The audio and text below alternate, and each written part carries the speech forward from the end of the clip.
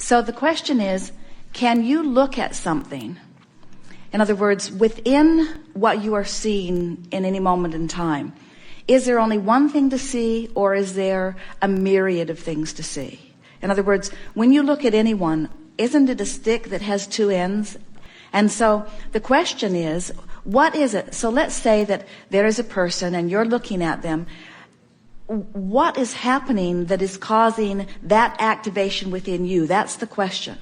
In other words, you can't look at two things at the same time. And so she is right. You have to see yourself differently. But when you're looking at something in any point in time and it is causing an emotion to come forth within you, that emotion is there to give you an indicator that you are right now looking at this in a way that your inner being does not. If your inner being was looking at that poor person in the same way that you are and feeling all of that sadness and sorrow about his plight, you would not feel the separation. There would be no separation. So when you feel that negative emotion, it means that there's a separation, which means you're seeing something, but your take on it is entirely different than the take your inner being is seeing. Your inner being is seeing this is an independent person. Your inner being is seeing that this is a person on the way to something else. And when you find a way to see it as so something that could close this gap very quickly for you, you could take a look at something like that, take your punch in the stomach that you get, and then stop and say, now wait a minute. The reason that this feels like this to me is because I'm seeing it in a way that who I really am is not seeing it. How might my inner being be approaching this? What is it that you see, inner being, that I'm not letting myself see? What is it? How can I see this the way you are seeing it? And as you pose that question, things will begin to occur to you, and you will begin to catch the spirit of that. And you know, it is a wonderful thing when you behold anyone, no matter who they are. Don't you feel better when someone sees you from their connected state of being rather than seeing you from their disconnected state of being? Absolutely. We were visiting with a man recently who was a teacher at a school, and there was a little girl there that had some debilitating illness, and she had a hard time getting around. And she wouldn't look at anyone. She wouldn't, and he took it that she was so insecure or so embarrassed about the way she looked that she just couldn't stand to look at anyone. And later we were able to explain to him that the reason that she doesn't like to look at anyone is because she doesn't like what she sees as they reflect who they think she is back through their eyes. We said, if you begin seeing her as whole, we promise you, she'll look you right in the eyes, and you'll know you've cleaned up your vibration the day she does that, you see. So let your intention be to radiate to anyone, whether they are homeless in the street or whether they are anywhere along their emotional scale. Let your intent be to look at them in the way that best serves you. And in doing so, you will look at them in the way that best serves them. Most people, when they look at a scar, they want the scar to go away. Okay. And that's the vibrational essence. I want you to go away. But the fact that you are looking at it, that your friend standing in line at the ladies' room gave you very good information when she said, you've got to look at it in a different way. And we would say, relative to this, or not even look at it. Because when you look at something and you see it as you don't want it to be, and you say, and therefore I'm going to do something about that, you're not looking at where you're going, you're looking at where you are. And you can tell by the emotion that you feel about it. So what you want to do, let's apply those two things that we've been wishing for everyone. So you want to make peace with where you are. So feel the difference between looking at a scar that you want to go away and just acknowledging a scar. Very different charge on that. It's a very different charge on that. Or feel the difference between looking at the scar that you want to go away and looking at a scar that is not a big deal, that is resolving itself. Does your inner being see the scar? In other words, is there a reason to acknowledge the scar? What is your inner being seeing? Your inner being is seeing a vibrant body. Your inner being is seeing a body that is regenerating. Your inner being is seeing a body that is replacing itself often. And so when you see the homeless person or when you see the scar, say, inner being, how are you seeing this? And we think that what you will notice is that you will reach the place where you will see the scar as it is. Have you ever brought your broader perspective into your beingness? Have you ever, in a state of meditation, opened your eyes to see what you see? In other words, have you ever allowed yourself to see through the eyes of a connected self? Well, as you look at the energy that is us, we can be vibrationally anything that you have the ability to translate. In other words, there are many who, as they are even looking toward Esther and seeing the energy that is being projected, having different visuals that are coming about. For some who want wisdom, they see very old Indian chiefs. For some who want wisdom, they see very ancient souls, so to speak. Some see playful children. In other words, it is your translation in all of this. But what we are wanting you to realize is that as your inner being is looking at the reflection of that which is you, your inner being is seeing you as it knows you to be. And when you see yourself in that light, and you feel the joy of that, you can know that you have released the resistance. It is all about closing that gap. And what we want to talk about this scar, because it's lighting up all over the room here, or any scar. We want you to understand that when you have something about your body that you want to be different, and you look at it as it is, this is what we've been talking about all day here today. You cannot look at what is and go to some place different, because when you look at what is, it activates and it becomes your point of attraction. So some way you have to distract yourself from the scar. So when you look at the scar, or when you remember the injury, or when you remember the poverty, or when you remember the homeless person, which is the painful point, and out of it is born what you want, then you must find a way to turn your undivided attention toward what you want. And so what we would say, what your inner being would reply to you as you say, what do you think about this scar? Your inner being would literally say, what scar? And it doesn't mean that your inner being doesn't have the ability to see what you see. It means your inner being has the ability to ignore, or to turn the other cheek, or to give attention to only what is wanted to be activated, you see. And this is the message over and over and over again. You just have to want to feel good so much, you see. And here is a big distinction here, and many people will benefit by this place that you have brought us.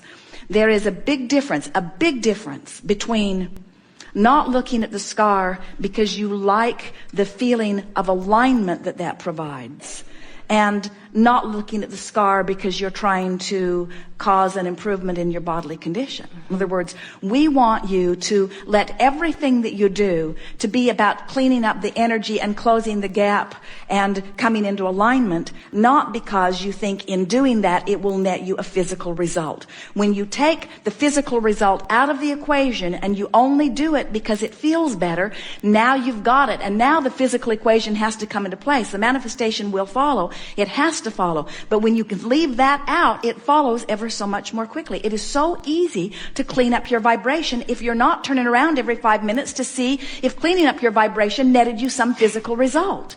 In other words, I want you to go away, scar, so I clean up my vibration. Are you gone? I want you to go away.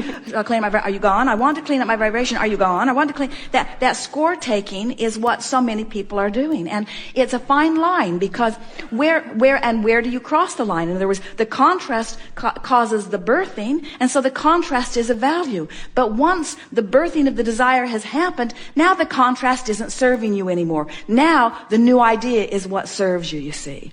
So you have to look at your body as whole and perfect, as you have to look at the homeless man as whole and perfect. And for most physical humans, they would say, come on, Abraham, we can imagine what the Larry King show would do with that. Can't you? In other words, oh, come on, you got to be kidding. How can it be possible that this man is homeless and you want us to just not look at the homeless? What possible good could come from that? And we say, only good comes from seeing what you want to see. That is the only place, the only thing that brings you into alignment. So when you see the homeless man, you've got to divert your eyes until you have practiced yourself into seeing something you like when you see it. So when you see the scar, you've got to divert your eyes until you've practiced seeing something that you like when you see it, you see.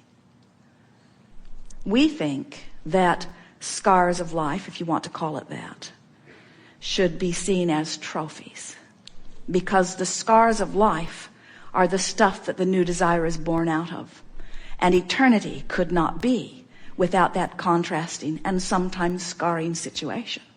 And when you come to love the contrast, now you begin to live life. You see, you're powerful. You have the ability to look wherever you want.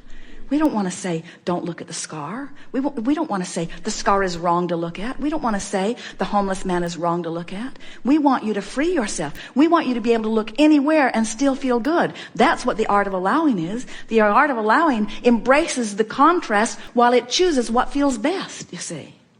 You've trained your mind to be very active. You are a creator through the power of your mind. So you were born with a very fast functioning mind. It wants to focus. That's what it's for, you see. And to ask it to be on pause, to ask yourself not to think about anything, is a very big asking, because everything about you has trained your mind to be active.